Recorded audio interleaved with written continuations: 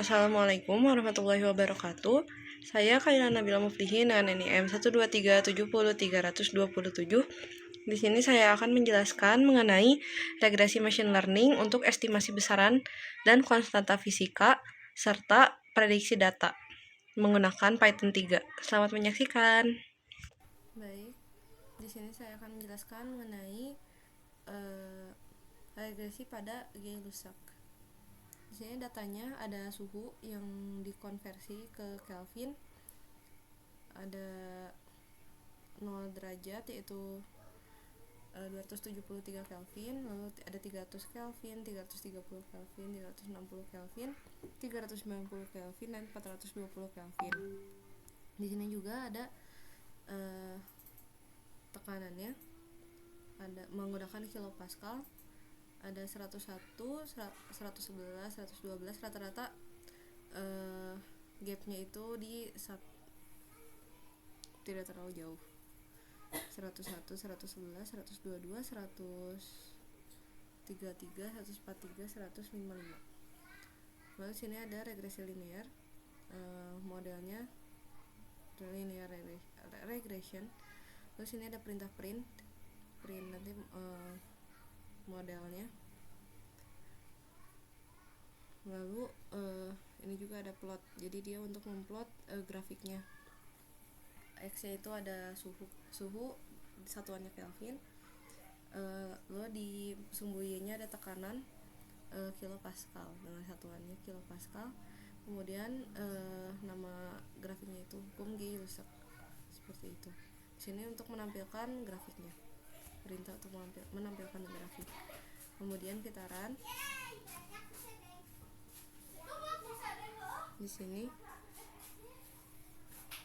untuk di sini sudah terlihat untuk P-nya itu sama dengan 0,364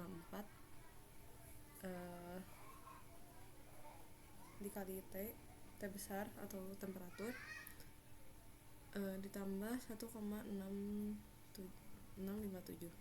Di sini juga ada grafiknya, bisa dilihat dia linear, tekanan terhadap suhu terhadap tekanan, seperti itu. Kemudian dilanjutkan dengan pendinginan Newton. Di sini masih sama, library yang digunakannya ada NumPy, SNP, lalu Matplotlib, PyPlot sebagai PLT, dia buat nampilin grafiknya. Lalu juga ini buat regresinya, model regresi. Di sini yang berbeda hanya data dan juga transformasi ini. Di sini datanya ada waktu dalam satuan second atau detik, terus suhunya juga dalam satuan Celcius, dan juga suhu lingkungan di 25 derajat Celcius. Ini transformasinya. Kemudian regresinya masih sama. Lalu di sini ada perintah print, dan di sini ada perintah untuk menampilkan grafiknya. Langsung di run. Nanti di sini ada hasil fungsi regresinya. Di sini ada regresinya. Dan juga akan menampilkan grafik seperti yang ada di perintah plot ini.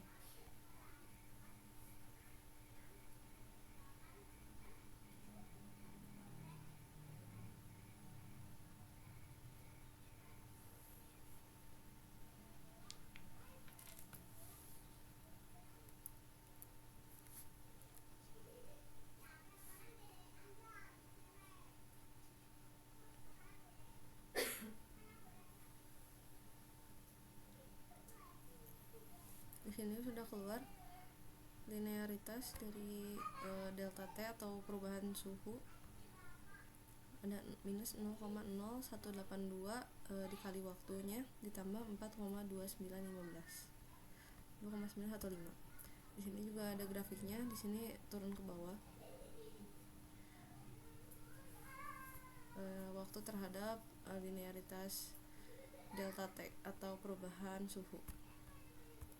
Kemudian dilanjutkan ke kasus selanjutnya, itu hukum gelombang pada senar atau senar bergetar. Ini masih sama library-nya, yang diganti hanya variabelnya saja, datanya saja, maaf.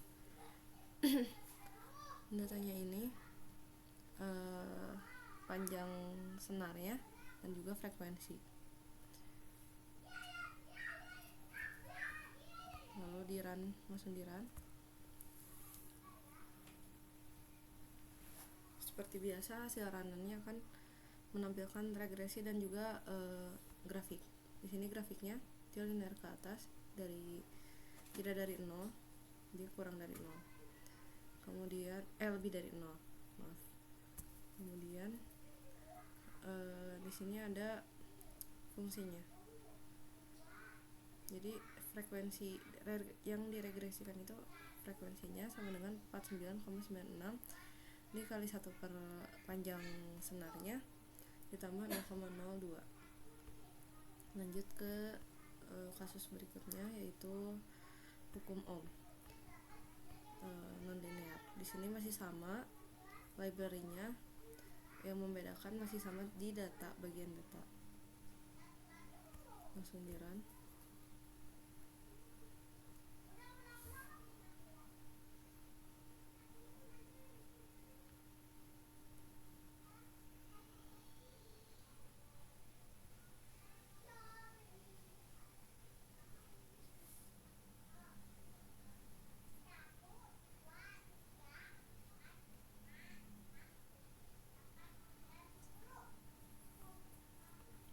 Di sini ada grafiknya. Dia non linear karena bisa dilihat bahwa garisnya ini tidak kena dengan titiknya, seperti itu. Lalu ini ada linearitas voltase terhadap arus listriknya. Di sini juga bisa dilihat persamaannya untuk mencari linearitas I atau arus listrik yang dicari, maka persamaannya itu 1,473 dikali linearitas V atau voltase ditambah 0,591, seperti itu. Kemudian lanjut ke peluruhan radioaktif. Di sini juga masih sama, yang membedakan ini waktu dan juga jumlah partikel. Langsung di run saja.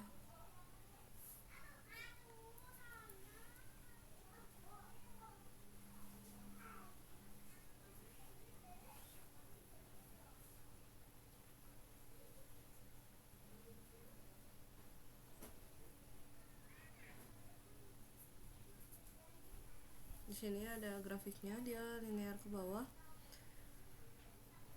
Mulainya dari 4,6 di sini dilihat, namun waktunya dari 0 second.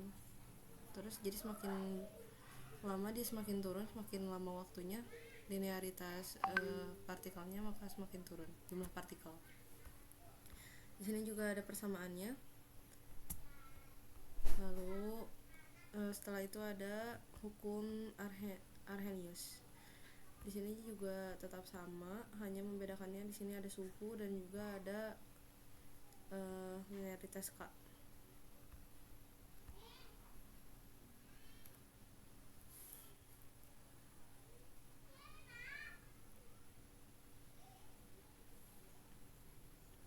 Nah, di sini grafiknya ada beberapa yang tidak terkena garisnya. Dia dimulai dari minus 1,5 sampai minus 4,5, seperti ini. Lalu juga ada persamaannya, bisa dilihat di sini. Lanjut ke kasus berikutnya, yaitu Stephen Boltzmann.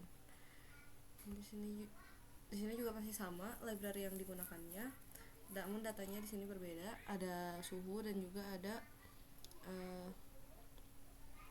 P kecil. Di run saja.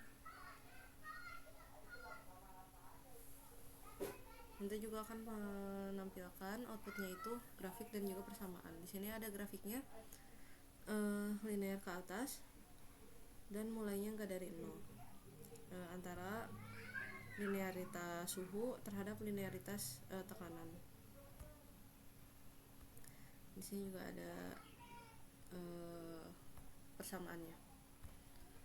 Lanjut ke soal latihan 2. Nah, ini membedakannya adalah di pandas ini. Jadi dia itu untuk untuk membaca dataset yang kita pilih, karena datasetnya itu mengandung banyak data, maka kita menggunakan ini untuk membacanya. Lalu dia juga bisa mengambil kolom yang diperlukan gitu dari si data tersebut. Di sini datanya berupa CSV. Kemudian seperti biasa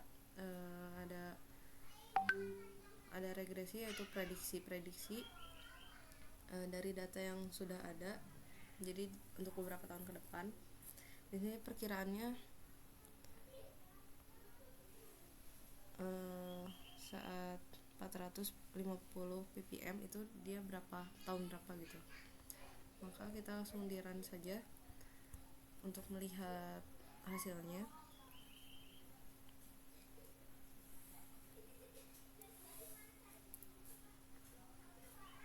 Nah, di sini terlihat bahwa grafiknya itu dari ini tahunnya, dan ini seberapa banyak karbon dioksida di atmosfer. Kemudian bisa dilihat di sini yang mendekati 450 di 2020 ke atas tahunnya. Kemudian bisa dilihat di outputnya di sini, karena tadi ada print hasil. Nah, diperkirakan karbon dioksida mencapai 450 ppm itu pada tahun 2046. Seperti itu. Sekian dari saya. Wassalamualaikum warahmatullahi wabarakatuh.